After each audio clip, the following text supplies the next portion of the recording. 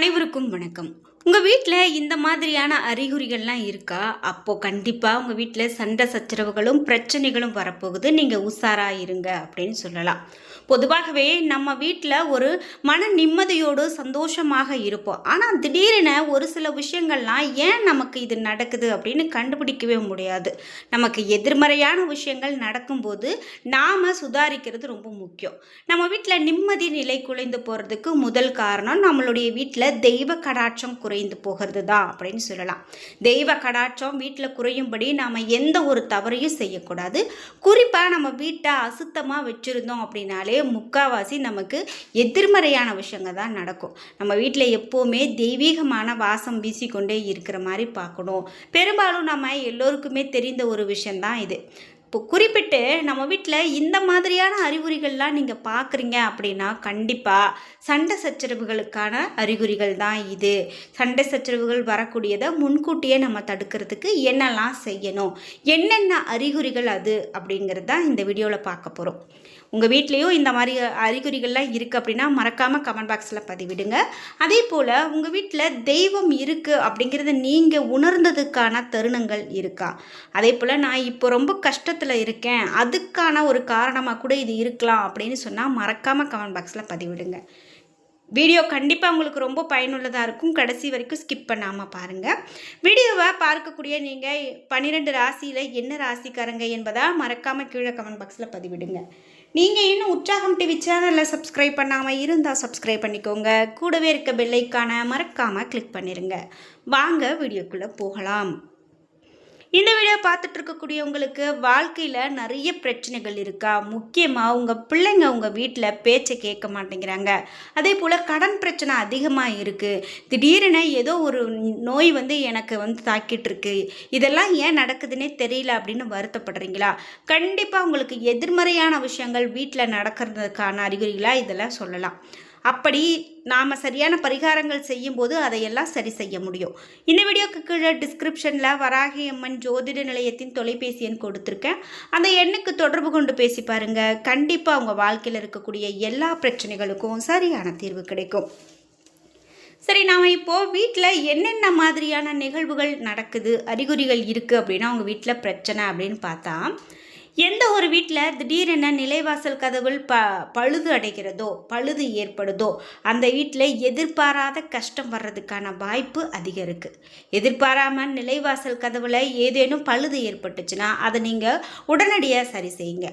அடுத்தபடியாக நிலைவாசல் மரச்சட்டத்தில் எறும்பு புற்று, கரையான் புற்று இதெல்லாம் வரவே கூடாதுங்க. சில வீடுகளில் நிலைவாசல் படியை துளைத்து கொண்டு வாசல் காலுக்கு பக்கத்திலேயே எறும்புகள் ஓட்டை போட்டு புற்று வைக்கக்கூடியதை பார்க்க முடியும். இப்படி இருந்தால் அந்த புற்றை உடனடியாக அகற்றி அந்த நிலைவாசல் படியில் இருக்கக்கூடிய துவாரங்களை பசை போட்டு அடைக்கிறது நல்லது. இது நாம் சாதாரணமாக பார்த்த விஷயந்தானே அப்படின்னு நீங்கள் நினைக்கலாம். சாதாரணமாக நம்ம நிறைய வீடுகளில் பார்த்துருப்போம். இந்த மாதிரி இருக்கும்போது கண்டிப்பாக அது ஒரு கஷ்டத்தை கொடுக்கக்கூடியதாக அமையும் அப்படின்னு சொல்கிறதால நீங்கள் இந்த மாதிரி உங்கள் வீட்டு நிலைவாசல் இருக்குது அப்படின்னா உடனடியாக அதை சரி செய்ய முயற்சி பண்ணுங்க.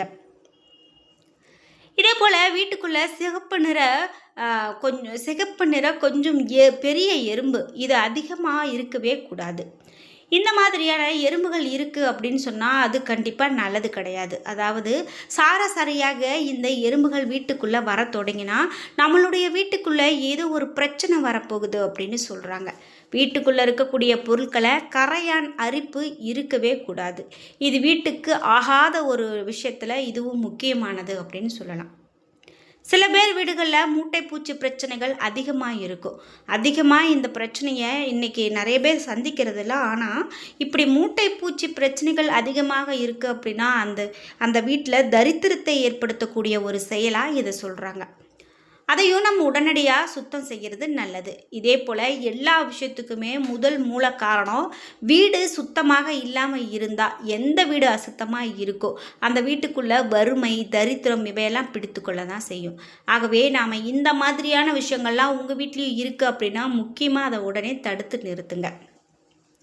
அதே போல் வீட்டில் சண்டை வர்றதுக்கான அறிகுறிகள் அப்படின்னு சொன்னால் முதல்ல நம்ம என்ன செய்கிறது, வீட்டை முழுவதுமாக தலைகீழாக புரட்டி போட்டு சுத்தம் செய்யுங்க. முடிந்தால் புதிதாக சுண்ணாம்பு கூட அடிச்சிடுங்க. அதுவே உங்கள் மனதுக்கு ஒரு மிக பெரும் நிம்மதியை கொடுக்கும். வீட்டுக்குள்ளே மணக்க மணக்க தூபம் போடுங்க. மருதாணி விதை, வெண்குங்குளியம், வாசனை நிறைந்த சாம்பிராணி இவைகளை போட்டு வச்சிங்க அப்படின்னா அந்த புகையை நம்ம வீடு முழுவதும் மூலை முடுக்குகளில் காண்பித்து விடுங்க. தினமும் விளக்கு ஏற்றி பூஜை அறையில் குலதெய்வத்தை நினைத்து தீபம் ஏற்றி வைத்து வழிபாடு செய்யலாம். தினமும் குலதெய்வத்துக்கிட்ட என்னுடைய குடும்பத்துக்கு எந்த பிரச்சனையும் வரக்கூடாது, என்னுடைய குடும்பத்தை நீ தான் பாதுகாப்பாக பார்க்க வேண்டும் அப்படின்னு வேண்டுதலை வைங்க. முடிந்தால் குடும்பத்தோட குலதெய்வ கோவிலுக்கு ஒரு முறை போய் வழிபட்டுட்டு வாங்க.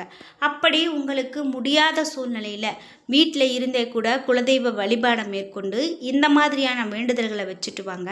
அதுவே உங்களுக்கு இன்னும் நல்ல ஒரு பலன். குறிப்பாக ஒரு சிறிய தட்டில் ஜவ்வாது, பச்சை கற்பூரம் இந்த 2 பொருட்களையும் கலந்து திறந்தபடியே பூஜை அறையில் வச்சுடுங்க. இந்த வாசம் உங்கள் வீடு முழுக்க நிரம்பி இருக்கும். இந்த வாசத்திற்கு தெய்வ கடாட்சம் உண்டு அப்படின்னும், இது தெய்வ கடாட்சம் நிரந்தரமாக தங்க வைக்கக்கூடிய ஒரு சிறப்பான ஒரு வழி அப்படின்னு கூட சொல்லலாம். அதே போல் நம்ம வீட்டை கெட்ட சக்தி நெருங்குவதற்கு வாய்ப்பு அதிகமாக கிடையாது. உங்களுக்கு இறை நம்பிக்கை இருந்தால் நீங்களும் இது மாதிரி நான் சொன்ன விஷயங்களெல்லாம் பின்பற்றி பாருங்கள். கண்டிப்பாக உங்கள் வீட்டில் தெய்வ கடாட்சம் எப்போதும் நிறைந்திருக்கும். வீட்டில் ஒரு தேவையில்லாத சண்டை சச்சரவு பிரச்சனை இதெல்லாம் வருது அப்படின்னா அதையெல்லாம் தீர்க்கிறதுக்கான ஒரு சிறந்த முறையாக இதெல்லாம் இருக்கும் அப்படின்னு சொல்லலாம். முக்கியமாக எந்த ஒரு வீட்டில் தெய்வம் இருக்கிறதோ அந்த வீட்டில் கண்டிப்பாக இந்த மாதிரி பெரும் பிரச்சனைகள்லாம் வராமல் தடுக்கும். அதாவது ஒரு சில வீடுகளில் திடீரென விபத்து நடக்கிறது, வீட்டுக்குள்ளேயே தேவையில்லாத வார்த்தைகளை புழங்குறது, இந்த வார்த்தைகளே மிக பெரும் எதிர்மறையான கஷ்டத்தையே நமக்கு கொடுக்கும் அப்படின்னு சொல்கிறதால அந்த வார்த்தைகளில் நீங்கள் நிதானம் காக்கணும் அப்படின்னு சொல்லலாம்.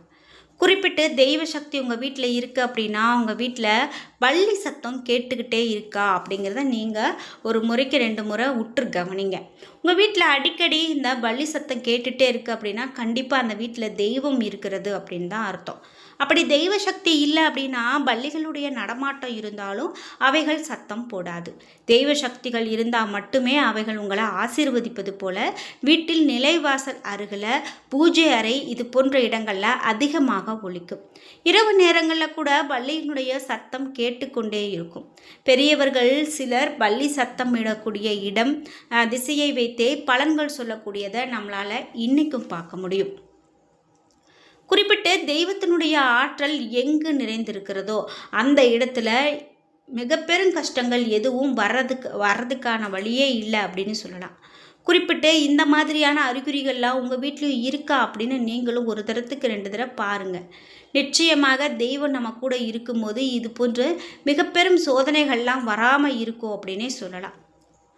குறிப்பிட்டு எந்த ஒரு வீட்டில் ஒரு பொருளை அழுக விட்டு கஷ்டப்படுத்துகிறோமோ அது ஒரு துர்நாற்றம் அடிக்க வைக்கிறோமோ அந்த வீட்டில் கூட அதிகமான கஷ்டங்கள் வர்றதுக்கு வாய்ப்பு இருக்குது. தீபத்தின் சுடர் வெள்ளை நிறத்திலோ அல்லது சுடரை சுற்றி வெண்ணிற படலம் போன்று தெரிந்தாலோ தெய்வ சக்தி அங்கு உள்ளது என்பதை உறுதி செய்துக்கலாம். அதே போல் காற்றே அடிக்காத போதும் கூட தீப சுடரானது வேகமாக அசைவது, படபடவென சத்தமிடுவது போல இருந்தால் தெய்வ சக்தி உள்ளதை உறுதி செய்து கொள்ளலாம். அதே போல் தீய சக்தி இருந்தால் ஏற்றக்கூடிய தீபம் அணைந்து கொண்டே இருக்கும். இதனால தான் தீபத்தை நம்ம அணையாமல் பார்த்து கொண்டு ஏற்றுவது முக்கியம் அப்படின்னு சொல்கிறாங்க. குறிப்பிட்ட வீட்டில் சில இடங்களுக்கு சென்றால் திடீரென ஒரு குளுமையான உணர்வு தோன்றும். அருகில் யாரோ இருப்பது போல ஒரு உணர்வு தோன்றும். யாரோ தொடுவது போன்ற ஒரு ஸ்பரிசம் ஆகியவற்றை தெய்வ சக்திகளின் நடமாட்டம் இருந்தால் மட்டுமே உணர முடியும்.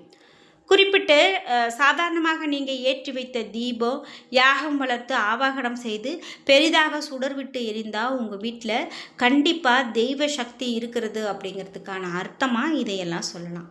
இப்படி தெய்வ சக்தி நம்ம வீட்டில் இருக்குது அப்படிங்கிறதுக்கு இவையெல்லாம் ஒரு உதாரணமாக சொல்கிறாங்க. இப்போ நான் சொன்ன அறிகுறிகள்லாம் உங்கள் வீட்லேயும் இருக்கா அப்படிங்கிறத மறக்காமல் கமெண்ட் பாக்ஸில் பதிவிடுங்க. என்ன நண்பர்களே, இன்றைக்கி வீடியோவில் நம்ம வீட்டில் ஏன் சண்டை சச்சரவு பிரச்சனைகள்லாம் ஏற்படுது அப்படிங்கிற அரிய தகவல்களை தெரிஞ்சுக்கிட்டோம். இந்த வீடியோ கண்டிப்பாக உங்களுக்கு பயனுள்ளதாகவும் பிடித்ததாகவும் இருந்திருக்கும். வீடியோ உங்களுக்கு பிடிச்சிருந்தால் லைக் பண்ணுங்கள், ஷேர் பண்ணுங்கள், கமெண்ட் பண்ணுங்கள். நீங்கள் இன்னும் உற்சாகம் டிவி சேனலை சப்ஸ்கிரைப் பண்ணாமல் இருந்தால் சப்ஸ்கிரைப் பண்ணிக்கோங்க. கூடவே இருக்க பெல் ஐக்கானை மறக்காமல் கிளிக் பண்ணிடுங்க. நன்றி வியூவர்ஸ்.